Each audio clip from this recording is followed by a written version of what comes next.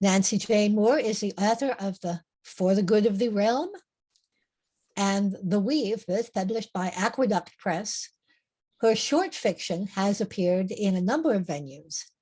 In addition to writing, she holds a 4th degree black belt in Aikido and teaches empowerment self-defense.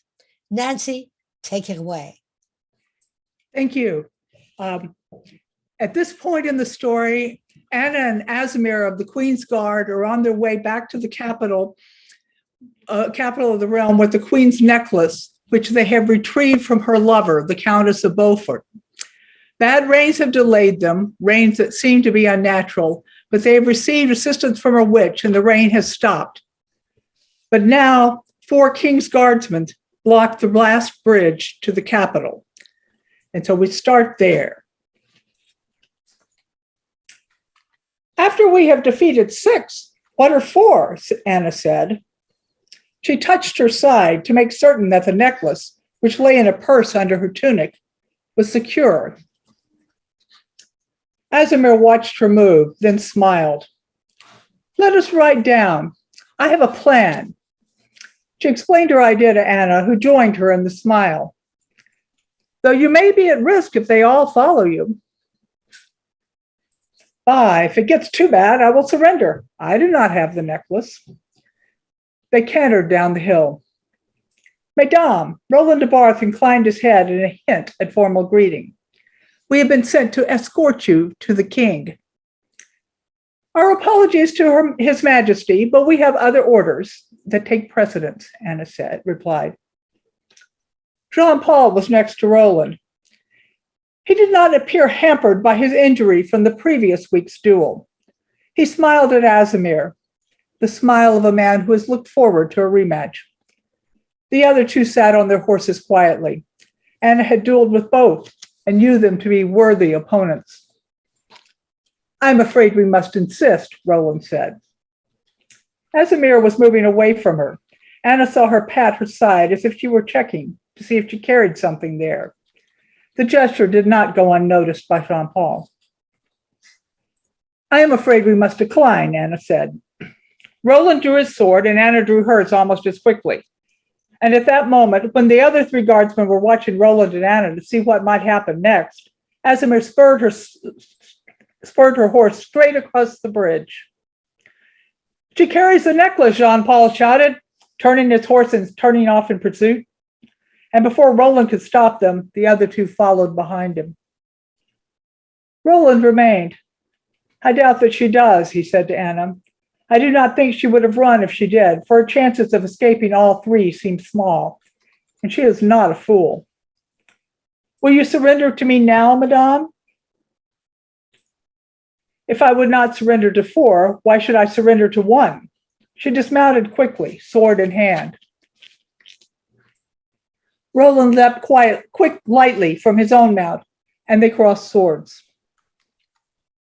Anna had found Roland a worthy opponent in their first encounter when neither she nor he had truly wanted to fight. Now that they met in earnest, she saw that he equaled her in skill, or perhaps even surpassed her. Every opening she found was blocked against her, as if it had been shown only to draw her in. Every cut she made missed by a hair's breadth. At last she saw his arm go up and thought sure she would stab him. But as she came in, he shifted slightly so that her sword met air. She stumbled a bit. His blade cut across her tunic, sliced open the purse underneath, and the necklace came tumbling out. Roland dropped to the ground, holding the sword high to keep Anna back, and grabbed for the necklace with his left hand.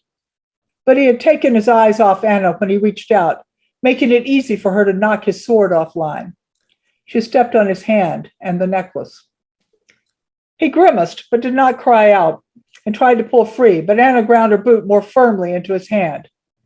He could do nothing with his blade from his awkward position on the ground. Do you yield, sir? Roland let his sword drop to the ground. I yield. Anna took her foot from his hand and knelt to retrieve the necklace, keeping her eye and her sword on him as she did so. She tucked the jewels away. You must forget that you have seen that, she said. Madame, I cannot do that. Come, you yielded. Give me your word, sir.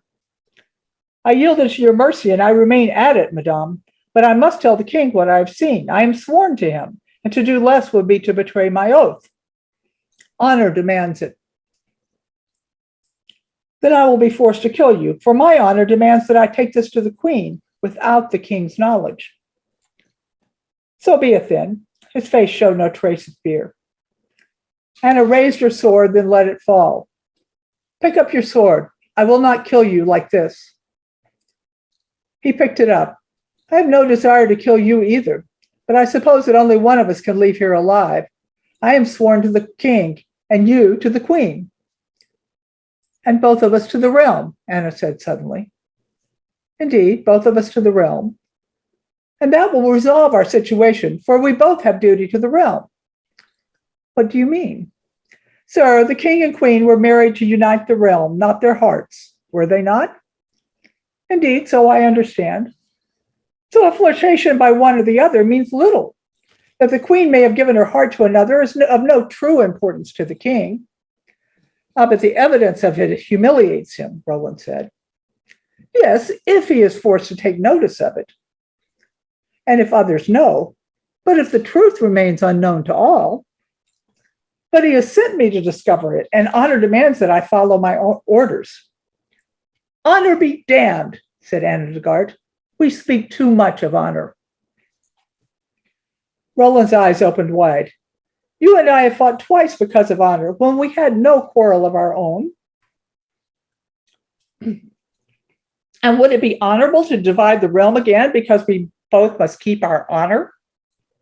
What happens if the queen is dishonored, sir? At best, she is pushed aside, removed from power. And who fills the space that she leaves? For we both know that the king cannot rule alone, without aid. Who, I ask you? The Hierophant, Roland said slowly. And it was her eminence who told the king of the Countess of Beaufort.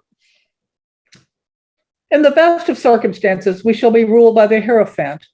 But surely you know the followers of the queen will not countenance such an outcome. I, for one, will fight to regain her honor, and I will not be alone. The realm will once again divide, and this time we are likely to end up in civil war. That would be a great evil, said Roland. So we must choose between our personal honor and the greater good of the realm, Anna said. Forget you saw this bauble. Tell the king you met me on the road and found no evidence that I had done aught but travel outside the capital, as my captain will tell you. He hesitated. 'Tis very difficult to sacrifice my honor. My God, man, I'm asking you to sacrifice it for your duty. 'Twould be more dishonorable if you and I held on to our personal honor and failed in our duty to the realm. So it would. My word, then, madame. And may I escort you back to the capital? I would be honored, sir. And to find out what happens next, you'll have to read the book. Thank you.